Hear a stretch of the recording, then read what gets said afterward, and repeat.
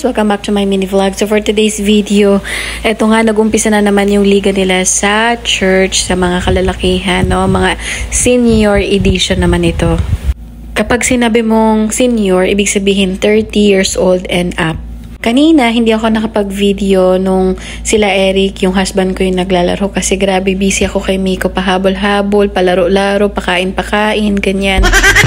Hindi ako makapunta doon sa harapan para makapag-video kasi itong anak ko baka biglang tumawid doon sa court. Ay nako, baka madisgrasya pa. Dito na lang ako sa second game na nakapag-video. So, laro ito ng kapatid ko naman. Ayan, number 11 siya.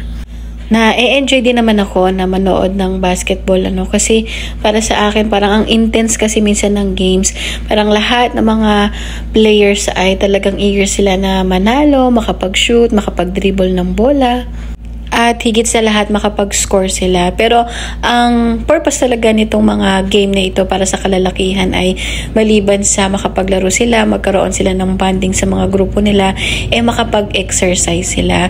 Napakahalaga talaga ngayon ng exercise. Dahil kapag patanda ka ng patanda, ay nako, may nararamdaman ka na pa konti-konti sa iyong katawan na hindi kagaya nung bata-bata ka pa. Habang nanonood ako kanina, grabe, patili-tili ako dyan na wala, ganon. I-shoot mo, mag-score ka, ganyan. Napakahalaga din ng teamwork nito sa paglalaro ng basketball. Kapag wala kayong teamwork, kapag hindi kayo nagkakasundo, ay malaki talaga yung chance na hindi kayo manalo.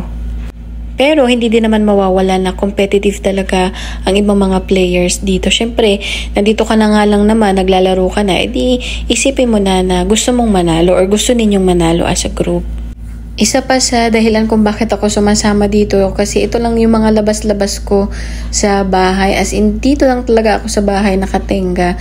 Para pagkagising mo, maglinis, magluto, maglaba, mag-alaga kay Miko, patulugin siya sa hapon, tanghali, pagkagising niya, lalabas kami, bumili ng tinapay, bumili ng banana cue. Tapos, babalik na, magluluto na naman ng hapunan, tapos mag-iintay na naman ng mga alas 11 ng gabi para patulugin naman na si Miko. Parang gaya lang talaga yung routine ko. Kaya ako ito, parang excited ako sa mga ganito, kahit napakalapit lang nito, kahit ganito lang yung mga event.